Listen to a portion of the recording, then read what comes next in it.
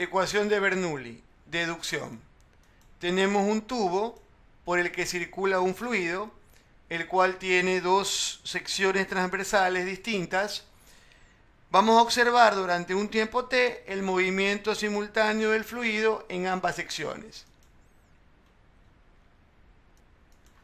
Como se pudo apreciar, en la parte más baja del tubo, en la sección más angosta, ese fluido o esa capa de fluido se desplazó cierta distancia que le voy a llamar x1, mientras que en la parte superior se desplazó una distancia x2. Habíamos dicho que eran secciones transversales distintas, por lo que a la más estrecha vamos a llamarle A1 y a la más ancha le vamos a llamar A2, de área 2.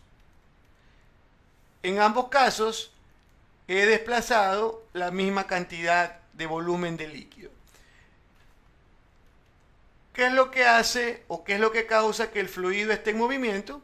Es la diferencia que hay entre las presiones de la parte más baja, vamos a llamar punto 1 aquí, para indicar que hay una presión 1, y en la parte superior vamos a indicar que hay una presión 2.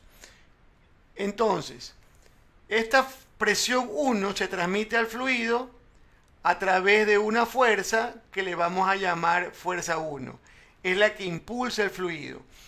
Pero en la parte superior esa presión está actuando en contra a través de una fuerza que le vamos a llamar fuerza 2. Entonces el primer concepto que vamos a analizar es el del trabajo efectuado por las fuerzas, es decir, el trabajo neto.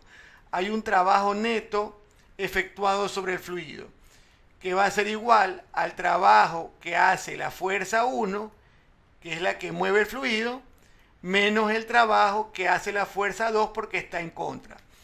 Entonces, el trabajo neto, recordemos la fórmula para encontrar trabajo, simplemente es fuerza por desplazamiento. Y esto lo hacemos en ambos casos.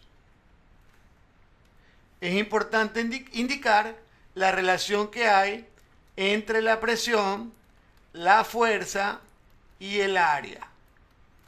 Porque la presión es la relación entre la fuerza y el área. Por lo que la fuerza simplemente es el producto de la presión y el área. Atención a esta observación. Entonces, trabajo neto realizado sobre el fluido va a ser igual fuerza 1. Ya sabemos que la fuerza puedo expresarla en función de la presión y el área, que en este caso es P1 a 1.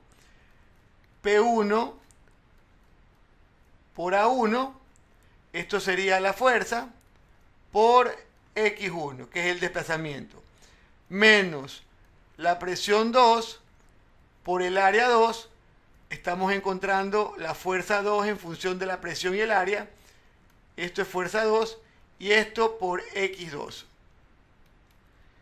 El área y el desplazamiento, el área y esta medida de desplazamiento nos da el volumen de líquido desplazado. Entonces tenemos que trabajo neto es igual a presión 1 por volumen. No le pongo el subíndice 1 porque dijimos al inicio que el volumen desplazado en la parte inferior era el mismo volumen en la parte superior. Entonces me quedaría menos P2 por volumen. Entonces, trabajo neto efectuado sobre el fluido va a ser igual a P1 menos P2 y esta diferencia por volumen. De esta manera se encuentra o encontramos el trabajo neto que se realiza sobre el fluido. Entonces, atención con esta primera ecuación, producto de haber calculado el trabajo que hacen las presiones sobre el fluido. Pongámosle ecuación número 1. Por definición, sabemos que el trabajo neto lo podemos relacionar con los cambios de energía. Es decir, que trabajo neto es igual al cambio de energía potencial más el cambio de energía cinética. Entonces, trabajo neto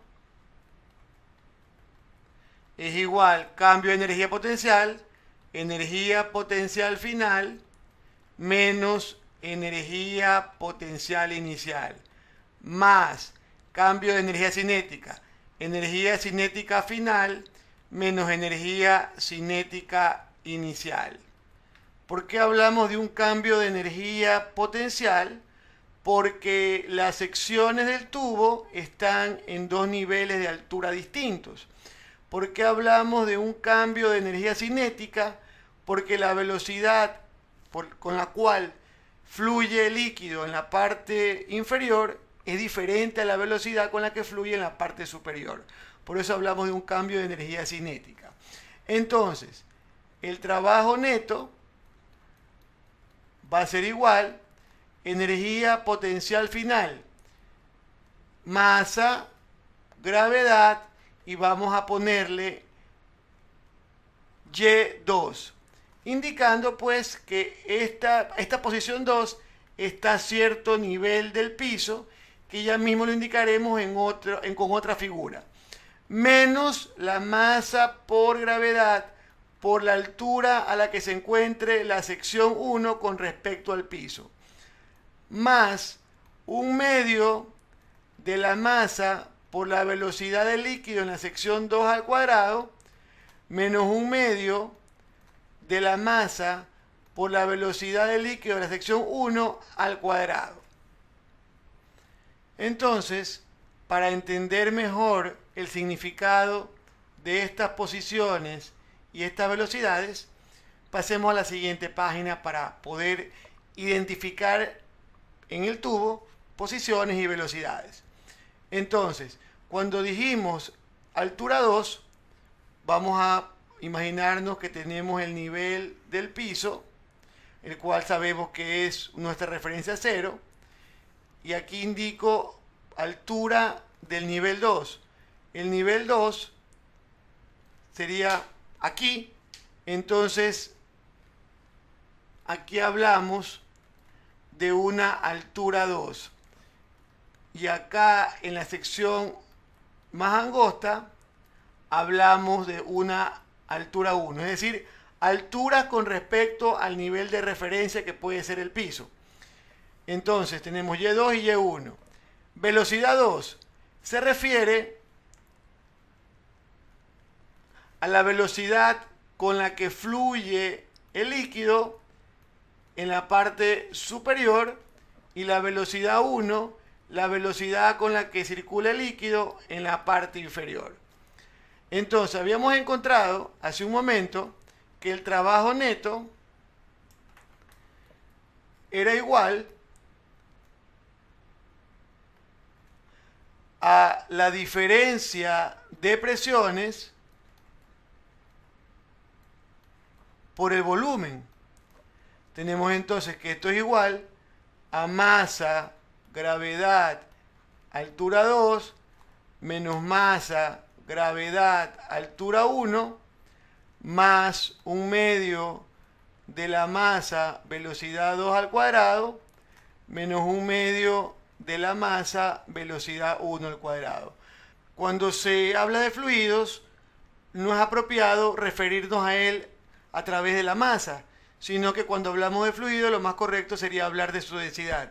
Entonces esta masa que aparece en los cuatro términos, yo la puedo convertir en densidad pasando el volumen a dividir.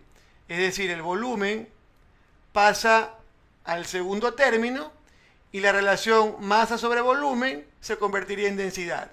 Es decir, que tendría P1 menos P2,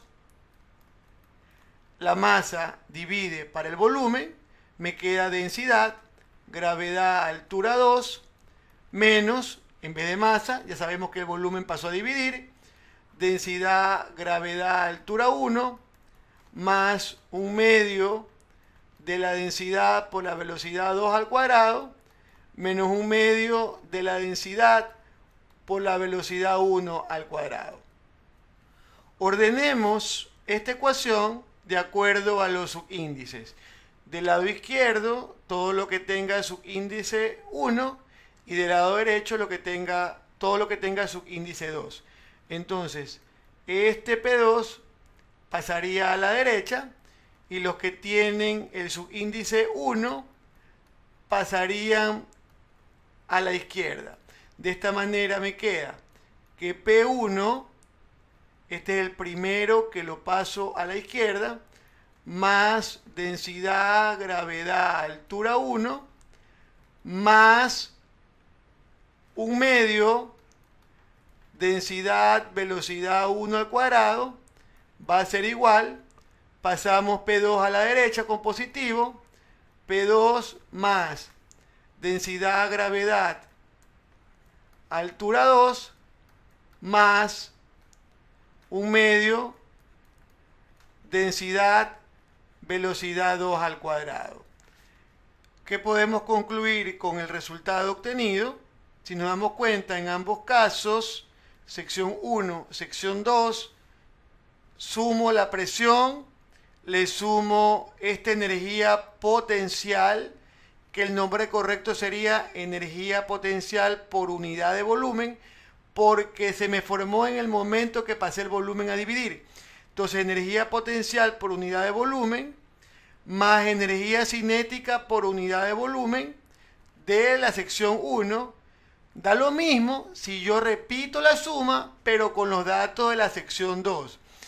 La presión 2 más la energía potencial por unidad de volumen más la energía cinética por unidad de volumen. Entonces, a lo largo de un tubo de varias secciones, la presión más la energía potencial por unidad de volumen más la energía cinética por unidad de volumen es una suma que siempre va a dar lo mismo, es decir, me va a dar un valor constante.